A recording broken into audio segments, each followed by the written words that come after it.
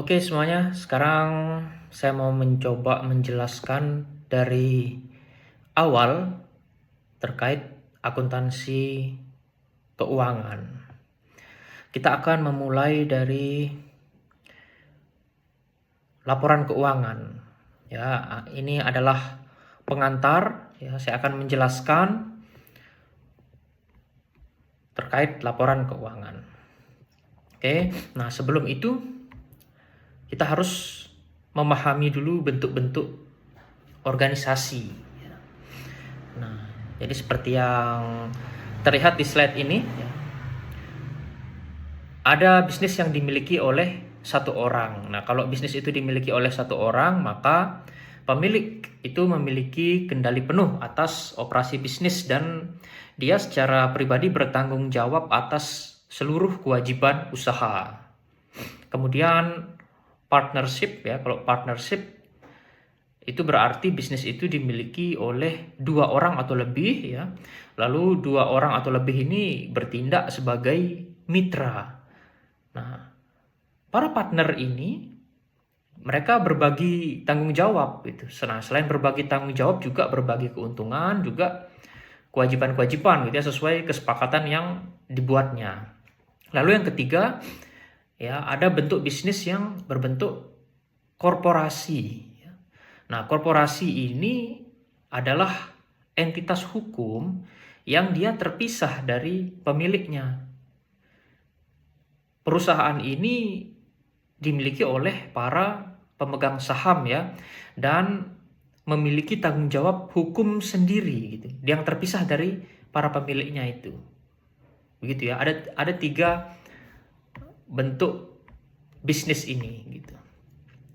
Nah, kita perlu memahami ini karena nanti kita harus memahami prinsip-prinsip bahwa laporan keuangan itu ya, dibuat harus terpisah antara entitas bisnis dan pemiliknya gitu. Jadi walaupun dia misalnya adalah perusahaan perseorangan, ya dia harus memisahkan antara kekayaan pribadi dengan kekayaan bisnisnya atau perusahaannya gitu, walaupun dia perusahaan perseorangan. Oke, nah ini adalah pengguna informasi yang ada di dalam laporan keuangan. Nah, ada dua penggunanya, yaitu pengguna internal dan pengguna eksternal ya. Nah, kalau yang eksternal kan ada investor, kreditor, ya, otoritas pajak dan seterusnya. Nah, kalau internal user ya, itu para manajer gitu ya. Itu dia menggunakan informasi yang ada di dalam laporan keuangan itu untuk ya merencanakan, mengorganisasi ya, juga menjalankan operasi perusahaan, operasional perusahaan gitu. Nah, mereka menggunakan informasi akuntansi itu untuk membuat keputusan-keputusan baik yang bersifat operasional ataupun strategis gitu ya. Nah, kemudian kalau di pihak eksternal ada banyak ini ya. Nah, misalnya investor. Investor itu adalah pemilik ya. Dia menggunakan informasi akuntansi itu untuk menilai kinerja dan posisi keuangan perusahaan.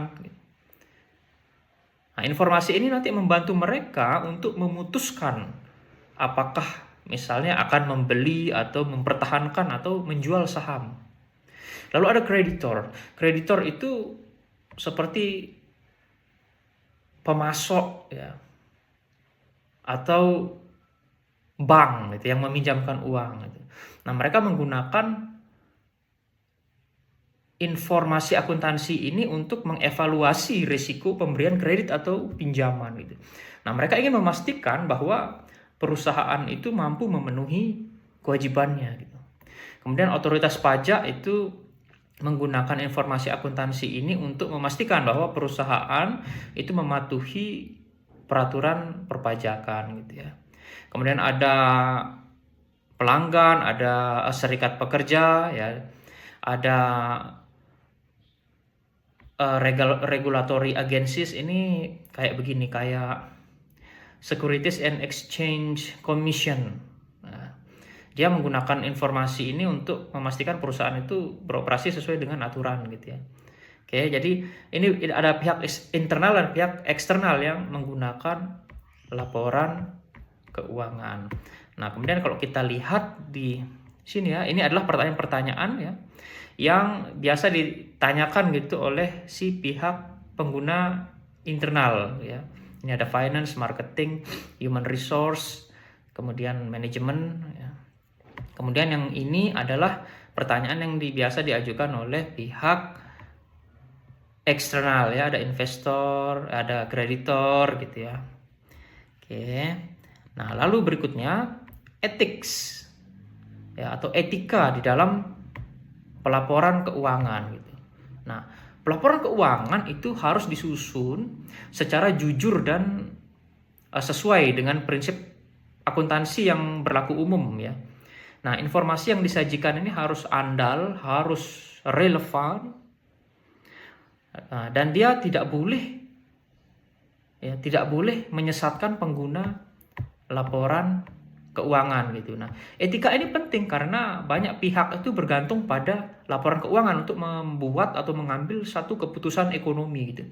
Jadi ketidakjujuran di dalam pelaporan itu bisa merugikan pihak-pihak itu ya, investor, kreditor gitu, atau bahkan masyarakat secara luas gitu. Nah, dilema etik itu sering muncul ya ketika terdapat tekanan gitu, untuk menampilkan kinerja yang lebih baik dari kondisi sebenarnya gitu. Nah, dalam situasi seperti ini ya, akuntan itu harus berpegang pada standar profesional dan kode etik gitu. Nah, ada kode etik akuntan itu ada. Jadi itu yang harus menjadi pegangan seorang akuntan gitu ketika menghadapi yang namanya dilema etik gitu. Nah, untuk menyelesaikan dilema etik ini kan kalau dia berpegang pada standar profesional dan kode etik gitu ya, paling tidak ada 3 langkah utama gitu. Ya, secara umum ya paling tidak ada 3 langkah utama. Pertama, dia harus mengenali adanya situasi etis gitu ya, dan isu-isu terkait gitu ya, terkait situasi etis itu gitu. Pertama dia mengenali, kemudian yang kedua dia mengidentifikasi ya, lalu menganalisis pihak-pihak yang berkepentingan dan tanggung jawab masing-masing. Kemudian yang ketiga baru dia melakukan evaluasi alternatif tindakan gitu ya, sekaligus memilih keputusan yang paling etis gitu dengan mempertimbangkan seluruh konsekuensinya gitu. Oke ya. Nah, kemudian perusahaan itu ada aktivitas-aktivitas yang dilakukan oleh perusahaan gitu ya. Ada 3 aktivitas. Yang pertama adalah aktivitas pembiayaan atau pendanaan ya, atau financing activities gitu. Ya, ini aktivitas pendanaan ini adalah bagaimana perusahaan itu memperoleh dana untuk menjalankan operasionalnya. Jadi ada 2 sumber utama pendanaan bagi perusahaan. Ya. Utamanya bagi korporasi ya. Yang pertama adalah melalui utang, kemudian yang kedua melalui penerbitan saham. Gitu. Oke. Nah, ketika perusahaan meminjam dana dari kreditor ya, itu berarti kan utang gitu. Nah, dana yang dipinjam ini tadi menimbulkan kewajiban yang dia harus bayar nanti di masa depan gitu. Ya. Nah, jumlah yang terutang kepada kreditor ini baik bentuknya misalnya pinjaman atau kewajiban lain itu disebut sebagai liabilitas. Oke ya. Nah, kemudian ada juga pendanaan yang menggunakan ekuitas, yaitu ketika perusahaan menerbitkan dan menjual saham kepada investor gitu, sebagai imbalan atas dia memperoleh cash nanti ya. Nah, jumlah ini dibayarkan ya, oleh pemegang saham itu untuk memperoleh saham tersebut. Nah, itu disebut dengan ini common stock gitu. Ya, jadi common stock ini mencerminkan investasi pemilik di dalam perusahaan. Oke ya. Nah, lalu berikutnya adalah aktivitas investasi. Ya. Nah, ini aktivitas investasi ini kaitannya dengan perolehan sumber daya yang dibutuhkan oleh perusahaan untuk menjalankan operasional. Nah, aktivitas ini ya mencerminkan bagaimana perusahaan itu mengalokasikan dana ya untuk mendukung kegiatan dia dalam jangka panjang. Nah, sumber daya yang dimiliki oleh perusahaan ini disebut dengan aset. Jadi aset ini mencakup berbagai bentuk sumber ekonomi yang diharapkan nanti akan memberikan manfaat. Gitu. Nah, selain membeli aset operasional, kayak misalnya peralatan dan bangunan, perusahaan itu juga bisa melakukan investasi dalam bentuk sekuritas ya. Nah, kalau perusahaan itu misalnya memiliki kas lebih gitu yang belum dia pakai ya, itu perusahaan bisa membeli saham atau obligasi perusahaan lain gitu, itu sebagai bentuk investasi gitu. Nah, investasi ini sering dikategorikan sebagai investing activities gitu ya, karena dia melibatkan penggunaan dana untuk memperoleh sumber daya yang diharapkan menghasilkan manfaat ekonomi di masa mendatang ini tadi gitu. Oke ya. Kemudian yang berikutnya adalah aktivitas operasional. Oke, nah jadi setelah perusahaan tadi ini punya dana, lalu dia membelikan sumber daya, dia punya aset kan? Dia punya aset yang dia perlukan untuk melakukan kegiatannya, maka perusahaan kemudian mulai melakukan kegiatan operasional. Ya.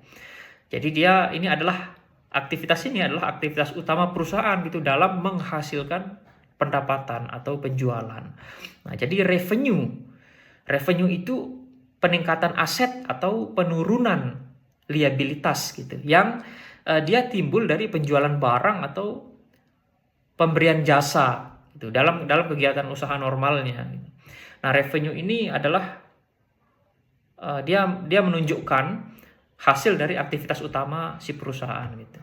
Kemudian ada beban ya, expense.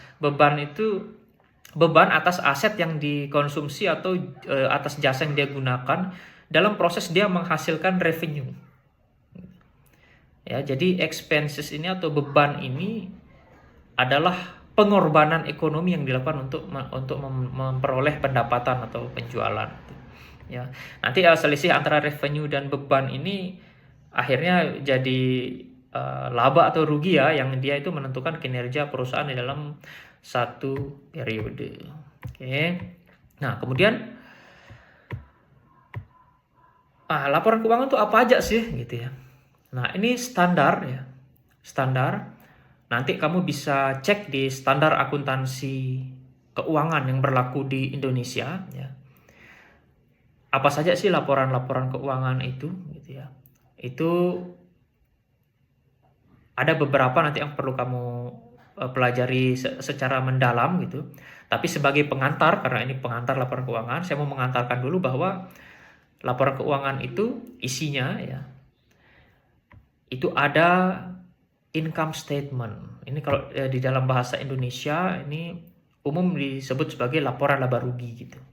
Cuma di beberapa standar akuntansi itu disebut juga misalnya dengan laporan penghasilan komprehensif gitu ya. Nah, nanti kamu baca lebih rinci, tapi saya mau menjelaskan konsepnya dulu gitu ya.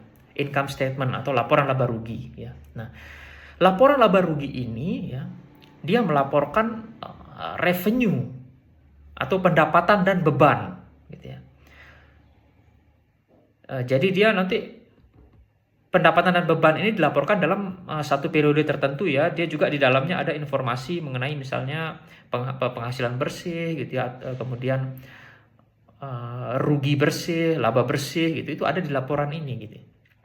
Nah, jadi laporan laba rugi ini menunjukkan kinerja operasi perusahaan selama satu periode itu gitu. Nah, melalui laporan laba rugi ini nanti pengguna laporan keuangan itu bisa menilai apakah operasi perusahaan itu menghasilkan laba ya, atau enggak gitu kan. Nah, laporan ini nanti akhirnya kan bisa membantu mengevaluasi efektivitas manajemen dalam mengelola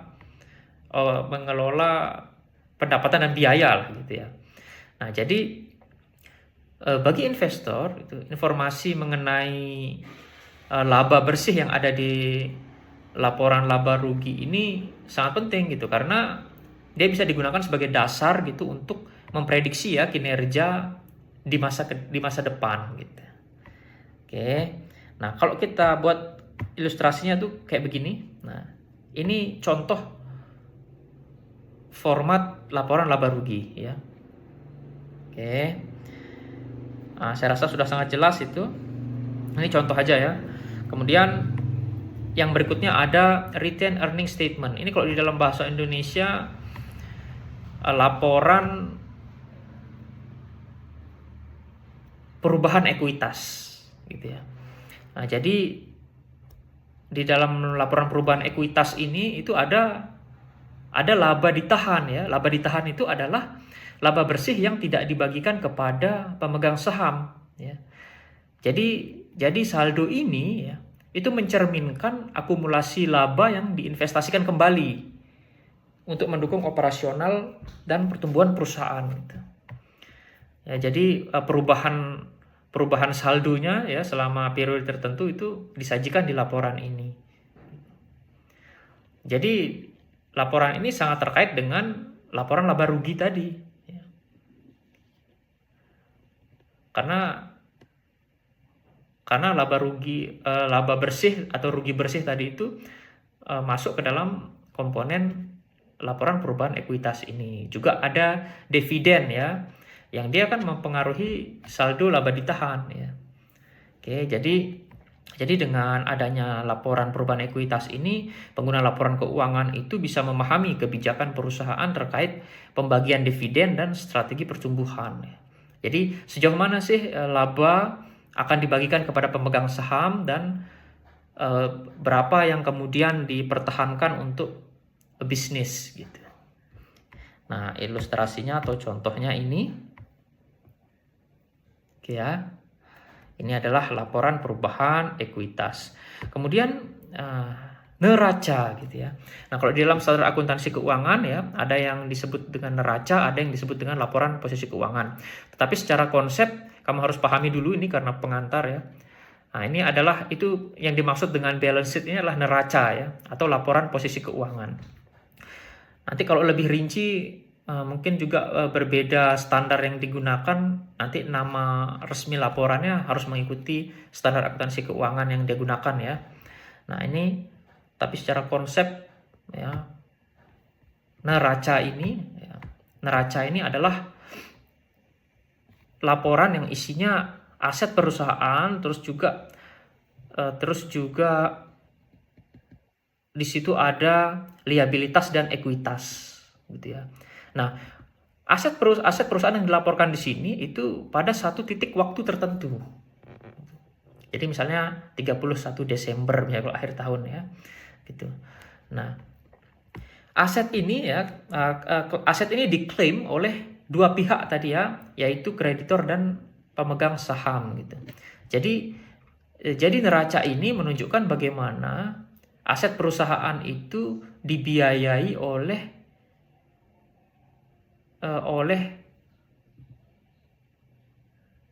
utang atau oleh investasi pemilik gitu ya. Mana yang lebih banyak gitu. Jadi nanti persamaan dasarnya kan kalau kita lihat di sini ya, aset sama dengan liabilitas ditambah ekuitas gitu ya. Jadi aset yang dimiliki oleh perusahaan itu sumbernya cuma dua tadi ini ya, apakah dia dari utang atau dari investasi pemilik gitu. Nah, jadi dengan laporan atau dengan adanya laporan posisi keuangan atau neraca ini, pengguna laporan keuangan itu bisa menilai struktur pendanaan yang ada di perusahaan gitu, sehingga nanti bisa juga menilai tingkat risiko gitu ya, khususnya yang berkaitan dengan penggunaan utang gitu. Nah, ini persamaan ini ya. Jadi kalau kita cermati betul persamaan ini menunjukkan bahwa seluruh aset perusahaan ini yang seperti yang saya bilang tadi itu diklaim oleh kreditor dan ada juga klaim pemilik atau pemegang saham gitu. Ya. Nah, persamaan ini penting untuk kita betul-betul ingat ya, karena nanti ini juga adalah sebagai dasar dalam kita membuat jurnal umum gitu ya. Dalam membuat jurnal umum atas transaksi itu dasarnya kita harus memahami persamaan ini. Jadi ini sangat penting untuk diingat ya. Aset sama dengan liabilitas ditambah ekuitas. Nah, kalau kemudian ilustrasinya adalah begini, ya.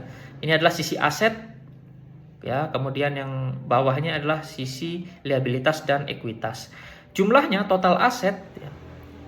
Total aset itu harus sama dengan total liabilitas dan ekuitas, ya. Itulah kenapa dia disebut dengan neraca, ya. Jadi dia harus balance. Oke. Kemudian ada laporan arus kas. Oke, nah laporan arus kas ini tujuannya untuk menyajikan informasi mengenai penerimaan dan pengeluaran kas perusahaan selama suatu periode tertentu. Nah, ini yang betul-betul perlu dipahami, ya. Nah, apa bedanya dengan laporan laba rugi, ya? Nah, mungkin bagi kamu yang terbiasa di bisnis perseorangan gitu, ya, saat membuat laporan keuangan biasanya kan uang masuk dikurangi uang keluar gitu, ya. Itu lalu hasilnya itu adalah laba. Padahal itu bukan begitu, ya, kalau di dalam akuntansi. Karena kita di akuntansi ini kan kita pakai namanya basis akrual, ya. Nanti kita akan bahas di materi berikutnya, ya, basis akrual, ya. Tetapi perlu dipahami bahwa arus kas itu ya seperti yang mungkin biasa kamu buat itu, ya. Uang masuk dikurangi uang keluar gitu. Nah, itu adalah sebenarnya adalah laporan arus kas gitu. Kalau laporan laba rugi itu pendapatan dikurangi beban, ya, di mana pendapatan itu bisa jadi bentuknya piutang, ya. Kemudian beban juga bisa jadi bentuknya utang gitu. Artinya walaupun belum dibayar itu sudah diakui sebagai pendapatan gitu. Nah, kalau yang ini, yang tadi kan pertama ada laporan laba rugi, kemudian ada laporan perubahan ekuitas, kemudian ada neraca, dan ini adalah laporan arus kas, ya. Nah, laporan arus kas ini tadi itu, ya, dia gunanya untuk melaporkan penerimaan dan pengeluaran kas gitu selama satu periode gitu, ya. Nah, jadi dia pada fokusnya itu arus kas aktual gitu, bukan pendapatan dan beban tadi, karena pendapatan dan beban itu kan basisnya akrual, ya. Nah, jadi dengan adanya laporan ini pengguna itu bisa memahami, ya, perusahaan itu menghasilkan dan menggunakan kas ini digunakan untuk apa saja gitu, ya, untuk 3 aktivitas: operasi, investasi, dan pendanaan tadi gitu. Oke. Jadi secara khusus tuh dengan adanya laporan arus kas ini, pengguna itu bisa menilai gitu apakah perusahaan itu mampu menghasilkan kas yang cukup gitu dari aktivitas operasinya gitu untuk mendanai aktivitas investasi gitu, ya. Mampu nggak dia dari aktivitas operasi itu mendanai aktivitas investasinya gitu, ya, tanpa harus dia selalu bergantung kepada pendanaan eksternal gitu. Nah, itu bisa dilihat di laporan arus kas ini. Nah, formatnya seperti ini ilustrasinya, ya. Nah, perlu dipahami juga, ya, format laporan keuangan ini nggak bisa asal buat, ya. Sudah ada standarnya, ya. Jadi apa-apa saja yang kita laporkan dalam laporan keuangan ini ada standar yang mengaturnya. Ya, itu disebut dengan standar akuntansi, ya. Kalau di Indonesia kita menggunakan standar akuntansi keuangan yang berlaku di Indonesia gitu. Tentu nanti di negara yang lain berbeda gitu, ya. Tetapi biasanya standar akuntansi itu mengadopsi IFRS, ya. Jadi ada kesamaan-kesamaan dalam banyak hal gitu. Oke. Nah, kemudian yang kelima, ya, itu ada tadi kan ada 4, ya, laporan keuangan, ya. Ada laporan laba rugi, kemudian laporan perubahan ekuitas, kemudian neraca atau laporan posisi keuangan, kemudian yang keempat adalah laporan arus kas, kemudian yang kelima itu sebetulnya ada catatan atas laporan keuangan. Nah, kemudian kalau di dalam buku ini yang saya pakai dalam membuat PowerPoint ini, itu dia masuk ke dalam ini, ya, other elements. Elemen-elemen lain di dalam laporan keuangan. Oke.